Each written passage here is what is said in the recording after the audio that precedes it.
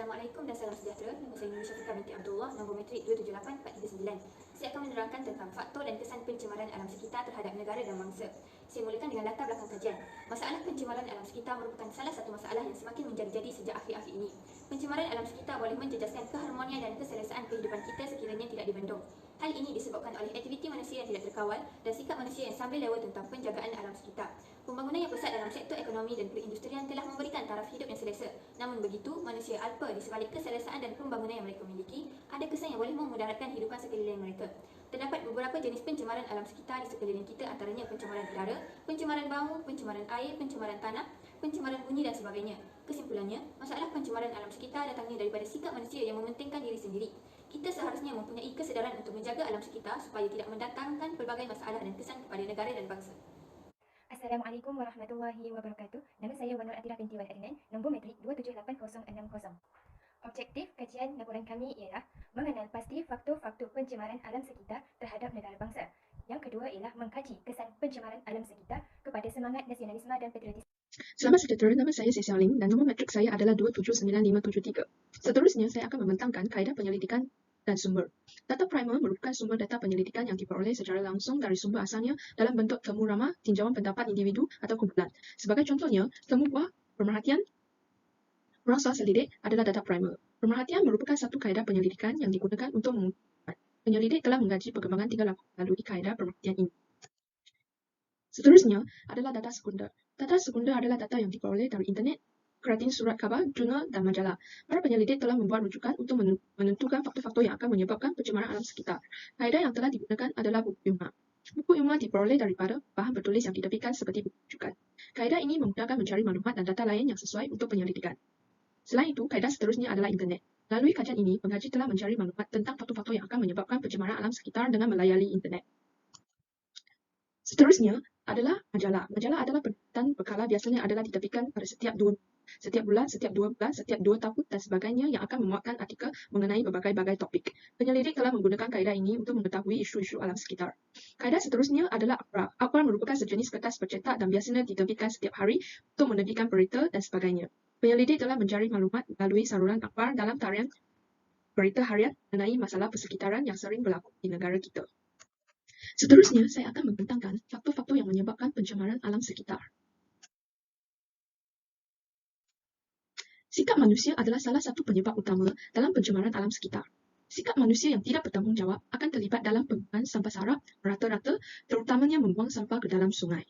Hal ini disebabkan oleh sikap manusia yang kurang prihatin terhadap kesan yang mungkin akan timbul akibat daripada pembuangan sampah. Oleh itu, kesedaran masyarakat terhadap kes pembuangan sampah sarap merata-rata dilihat berada pada tahap yang terlalu rendah. Pembuangan sampah sarap ke dalam sungai akan mengakibatkan keseimbangan ekosistem marin menjadi tercemar dan akan berlakunya kepupusan hidupan akuatik seperti ikan, udang dan sebagainya akan mati kerana kekurangan oksigen di dalam sungai. Faktor keduanya adalah pembakaran terbuka. Pembakaran terbuka adalah ditarifkan sebagai apa-apa kebakaran, pembakaran atau pembaraan sebarang bahan yang berlaku di udara bebas dan dibebaskan secara langsung ke udara sekitar. Pembakaran terbuka sering berlaku di kawasan tempat pelupusan sampah, sisa beladangan dan sisa peberjar di kawasan industri dan tempat perbinaan. Sebagai akibatnya, kegiatan pembakaran terbuka ini akan menyumbang kepada fenomena jerebu yang akan menjejaskan kesihatan awam. Masalah jerebu yang berlaku akan menyebabkan indeks pencemaran udara semakin meningkat. Seterusnya, faktor ketiganya adalah pembuangan sisa industri yang tidak dikawal. Hal ini demikian kerana pembuangan sisa toksik dan sisa industri yang tidak dirawat daripada kilang ke dalam sungai akan menyebabkan pencemaran air sungai berlaku.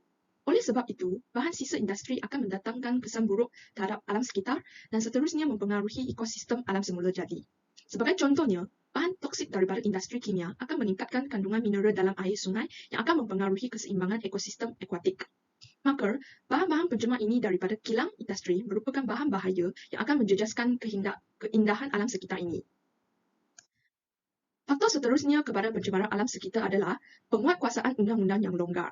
Antara undang-undangnya perlindungan alam sekitar dalam negara kita melalui Akta Kualiti Alam Sekeliling 1974 adalah suatu akta yang menjaga, menghapus, mengawal pencemaran dan memelihara alam sekeliling daripada pencemaran yang meliputi pencemaran udara, air, tanah dan sisa peberjar. Oleh itu, proses penguasaan undang-undang memainkan peranan yang amat penting. Oleh sebab itu, peranan semua agensi yang berkaitan bagi melindungi alam sekitar seperti Jabatan Alam Sekitar dilihat semakin berkurangan dan pemantauan yang tidak konsisten akan mengakibatkan segelintir masyarakat yang tidak bertanggungjawab masih melakukan kes pencemaran alam sekitar. Hal ini demikian kerana hukuman yang dikenakan seperti hukuman penjara dan hukuman denda yang tidak cukup berat dan keras sekiranya disabitkan dengan kesalahan pencemaran alam sekitar. Seterusnya, kita pergi kepada kesan pencemaran alam sekitar terhadap semangat nasionalisme dan patriotisme. Antara pencemaran alam sekitar yang sering berlaku dalam negara ini adalah pencemaran udara.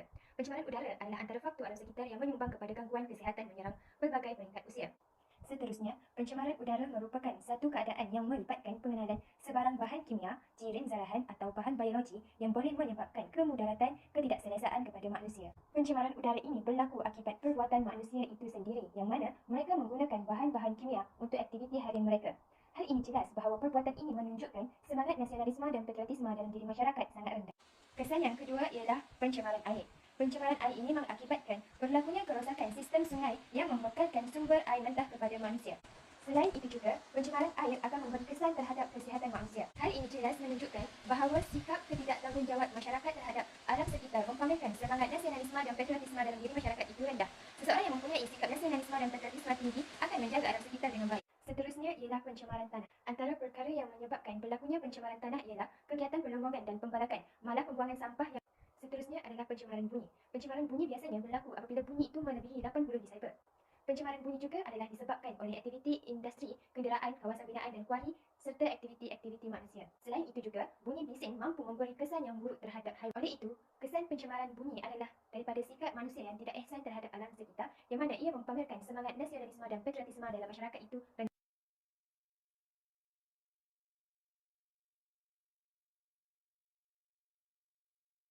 Pembinaan negara bangsa merupakan matlamat utama sesebuah negara yang merupakan kemuncak kejayaan bagi sesebuah negara, pentadbiran serta penduduknya.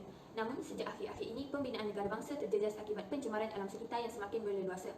Antara kesan pencemaran alam sekitar kepada pembinaan negara bangsa adalah ekosistem haiwan akan terancam dan mengalami kepupusan. Bahan cemak terutamanya dari kenderaan menyebabkan ekosistem haiwan-haiwan akan terancam dan mengalami kepupusan. Haiwan-haiwan akan kehilangan tempat tinggal disebabkan oleh bahan tercemar. Sebagai contoh, bahan tercemar seperti sulfur dioksida dari asap kenderaan yang terlepas ke udara akan mengganggu sistem penghadaman makanan haiwan. Ini akan menyebabkan haiwan kehilangan nyawa kerana bahan-bahan bertoksik di udara menyerap ke dalam tubuh haiwan, contohnya seperti harimau, gajah, singa dan lain-lain lagi. Hal ini menyebabkan habitat haiwan tidak dapat diselamatkan dan negara tidak dapat menjana pendapatan melalui aktiviti pelancongan seperti melawat ke negara. Kesan yang kedua adalah pencemaran udara.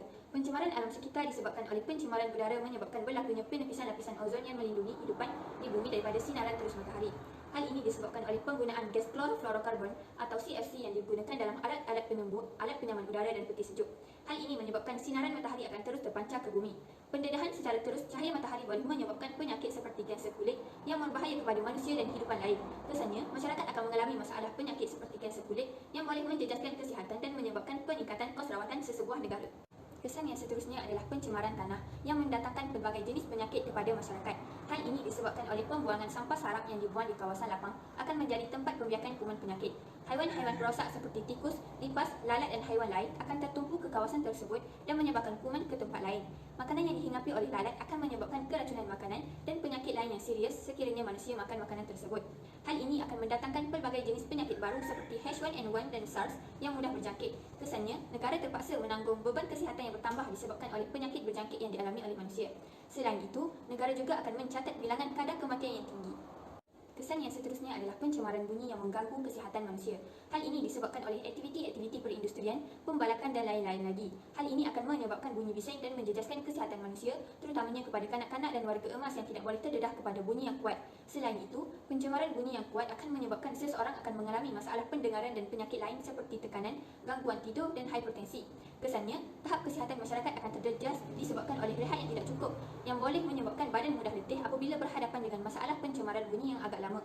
Selain itu, masyarakat juga akan hilang fokus untuk melakukan pekerjaan, terutamanya dalam sektor-sektor penting negara dan menyebabkan negara melahirkan masyarakat yang tidak produktif. Kesimpulannya, alam sekitar adalah amat penting untuk membentuk negara bangsa yang berdaulat dan maju. Selain itu juga, semua masyarakat haruslah bertanggungjawab untuk menjaga alam sekitar agar tidak rosak. Hal ini kerana alam sekitar yang bersih dan selamat dapat menjamin masa depan negara yang lebih cerah.